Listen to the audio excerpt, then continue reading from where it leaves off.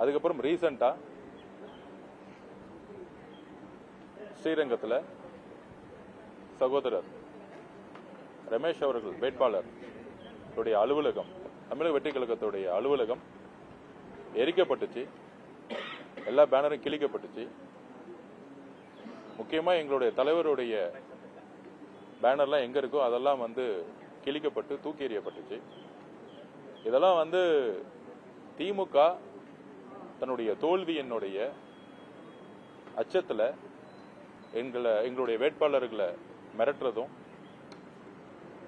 ஆபீஸை கொளுத்துறதும், இந்த மாதிரியான ஒரு தோல்வி பயத்தை திமுக வேட்பாளர்களுக்கான அச்சுறுத்தலை கொடுக்க ஆரம்பிச்சிருக்காங்க.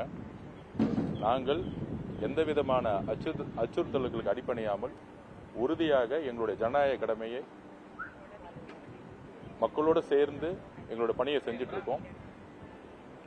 ஸோ அதுல இன்னைக்கு தலைமை தேர்தல் அதிகாரி திருமதி Archana Patnaik மேடத்தை சந்திச்சோம், சிவனானந்த் sir சந்திச்சோம்.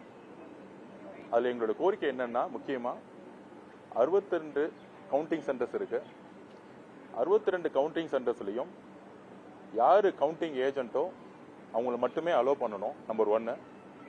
Number 2, counting சென்டர்ஸா இருக்கக்கூடிய colleges, for example Laila college கேட்டுக்கு வெளியே கட்சிக்காரர்கள் 1000-2000 பேர் கூடுறதுக்கான எல்லா வாய்ப்புகளும் இருக்கு. திங்கட்கிழமை அன்னைக்கு பொதுமக்களுக்கு சட்டம் ஒழுங்கு பிரச்சனை எதுவும் வந்துடக்கூடாது.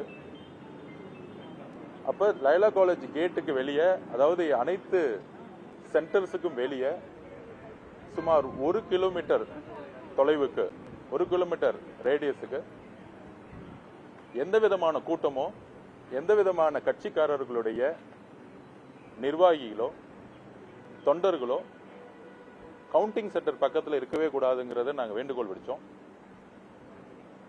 அனைத்து கட்சியோடைய தொண்டர்களும் சரி, நிர்வாகிகளும் சரி, யாருமே கவுண்டிங் சென்டர் கேட்டு பக்கத்தில் இருக்கக்கூடாது. ஏன்னா இது கவுண்டிங்க உள்ள பாதிப்புக்குள்ளாக்கும். லைலா காலேஜுக்கு வெளியே பப்ளிக்கோட மூவ்மெண்ட் டிராபிக் அதிகமா இருக்கக்கூடிய ஏரியா. அதுமாரி குயின் மேரிஸா இருக்கட்டும், அண்ணா யூனிவர்சிட்டியா இருக்கட்டும், ரோட்ல 2000, 3000, 5000 பேர் இருந்தாங்கன்னா அது பப்ளிக்கு டிஸ்டர்பன்ஸ் ஆகும். அதுக்கப்புறம் திமுக மாதிரி இருக்கக்கூடிய கட்சிகள் உள்ள இருந்து தகவல் கொடுத்து ஏதோ ஒரு கலவரத்தை உருவாக்கக்கூடிய ஒரு சூழ்நிலை வாய்ப்பு இருக்கு. ஸோ அதனால கவுண்டிங் சென்டர்ஸுக்கு பக்கத்தில் 1 கிலோமீட்டருக்கு யாருமே இருக்கக்கூடாது அப்படிங்கிறத நாங்கள் பதிவு பண்ணோம். இது பப்ளிக்குக்கும் சரி, போக்குவரத்துக்கும் இடைஞ்சலா இருக்கக்கூடாதுன்னு நாங்கள் சொல்லியிருக்கோம். ஈவினிங் 6 மணிக்கு மேல வெற்றி பெற்ற வேட்பாளர்கள் அந்தந்த கட்சியில போய் அவங்க தொண்டர்களோட கொண்டாடலாம். ஸோ இதை தமிழக வெற்றி கழகம் பொதுமக்களுக்கு எந்த விதமான இடையூறும் ஏற்படக்கூடாது, கவுண்டிங் நேர்மையான முறையில் எந்த விதமான அச்சுறுத்தலுக்கும் நடக்கக்கூடாதுன்னு சொல்லியிருக்கோம். நம்பர் 1. நம்பர் 2, ஒவ்வொரு ரவுண்டும் எண்ணி முடிக்கப்படும் பொழுது அப்பொழுதே அதுக்கான ரிசல்ட்டை சொல்லணும்னு நாங்கள் சொல்லியிருக்கிறோம். கடைசி ரவுண்ட்ல சொல்லக்கூடாதுன்னு சொல்லியிருக்கோம். அது இது வரைக்கும் நாங்கள் கடைபிடிக்கிறதா பண்ணியிருக்கோம்னு சொல்லியிருக்கோம், பண்றோம்னு சொல்லியிருக்காங்க, மேடம் சொல்லியிருக்காங்க. அதுக்கப்புறம் போஸ்டல் ஓட்ஸ்ல நிறைய லெட்ஜர் இல்லாம போஸ்டல் ஓட்ஸை கொண்டு வர பாக்குறாங்க. நாங்க சொல்லியிருக்கோம், வேட்பாளர்களுக்கு லெட்ஜர் காப்பியோட போஸ்டல் ஓட்ஸை கொடுக்கணும்.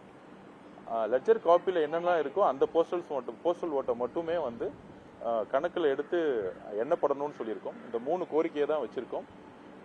திருச்சியில யாரு தமிழக வெற்றி கழகத்தை ஆபீஸ் எரிச்சாங்களோ, யாரு உண்மையா எரிச்சாங்களோ அது காவல்துறைக்கு தெரியும். அவங்களை கண்டுபிடிச்சு கைது செய்யணுங்கிறத நாங்க சொல்லியிருக்கிறோம். பெயரளவுக்கு கண் துடைப்புக்காக கைது நாங்க ரிக்வஸ்ட் வச்சிருக்கோம். இந்த 3 கோரிக்கையும் உடனடியா சரி செய்திருக்கோம். அதுல முக்கியமான கோரிக்கை, 1 கிலோமீட்டருக்கு யாருமே எந்த கட்சிக்காரர்களும் கவுண்டிங் சென்டர் கேட்டுக்கு வெளியே நிக்க கூடாதுங்கிறத நாங்க பதிவு பண்றோம். பொதுமக்களுடைய பாதுகாப்புக்கும் சரி, கவுண்டிங் அமைதியான முறையில் நடக்கிறதுக்கும் சொல்லியிருக்கோம். இதுதான் இன்னைக்கு மேடம் கூட டிஸ்கஷன்.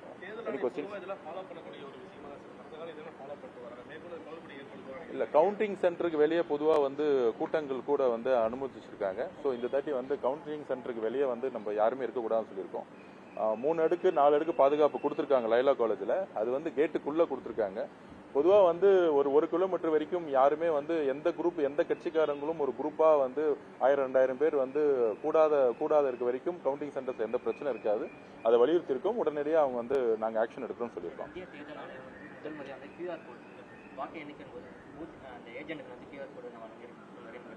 இல்லை இது நாங்கள் ஆல்ரெடி வலியுறுத்தினது தான். கவுண்டிங் சென்டரில் கவுண்டிங் ஏஜென்ட்ஸ் தவிர யாருமே இருக்கக்கூடாதுன்னு சொல்லியிருக்கோம். அதுதான் வந்து எலெக்ஷன் கமிஷன் ஃபாலோ பண்ணியிருக்காங்க. கியூஆர் கோடை வந்து நாங்கள் வரவேற்கிறோம்.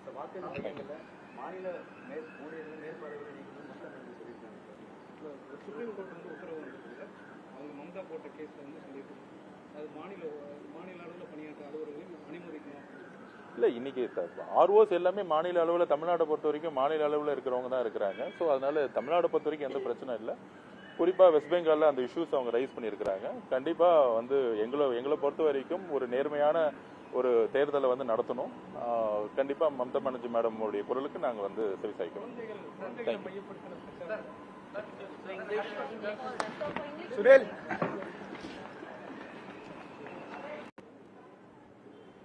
திங்கட்கிழமை காலையில் எந்த விதமான லா அண்ட் ஆர்டர் பிரச்சனை இல்லாமல் சட்டம் ஒழுங்கு பிரச்சனை இல்லாமல் தகுந்த பாதுகாப்பு கொடுக்கணும்னு சொல்லியிருந்தோம். குறிப்பாக ஓட்டிங் டே அன்னைக்கு குறிப்பாக தமிழக வெற்றி கழகத்துடைய வேட்பாளர்கள் ஹார்பர்ல சினோர் அசோக்குமார் அவர்கள் பூத் பக்கத்திலேயே திரு சேகர்பாபு அவர்கள் வந்து தன்னுடைய போனை வந்து ஒரு கத்தி மாதிரி காமிச்சு வேட்பாளருடைய வயிற்றுல வந்து வச்சு மிரட்டினாரு. அதோட ஃபுட்டேஜ் எல்லாமே நீங்க பார்த்துருப்பீங்க. அதுக்கப்புறம் சைதாப்பேட்டையில் வழக்கறிஞர்கள் வந்து தாக்கப்பட்டு கொலை மிரட்டல் கொடுத்துட்டு இருக்காங்க திமுக திரு மா சுப்பிரமணியன். ஓகேவா? ஓகே. எல்லோருக்கும் வணக்கம். எலெக்ஷன் கவுண்டிங் டே திங்கட்கிழமை காலையில் எந்த விதமான லா அண்ட் ஆர்டர் பிரச்சனை இல்லாமல் சட்டம் ஒழுங்கு பிரச்சனை இல்லாமல் தகுந்த பாதுகாப்பு கொடுக்கணும்னு சொல்லியிருந்தோம். குறிப்பாக ஓட்டிங் டே அன்னைக்கு